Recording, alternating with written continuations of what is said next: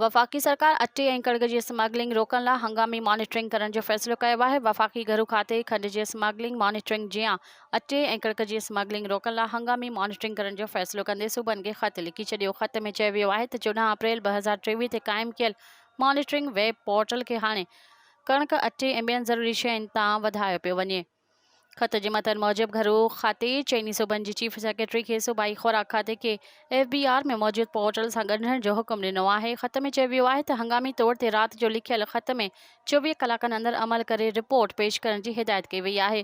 Monitoring web portal में national food security research FBR directorate of military operations J GHQ ऐं घरू खातू शामिल आहिनि।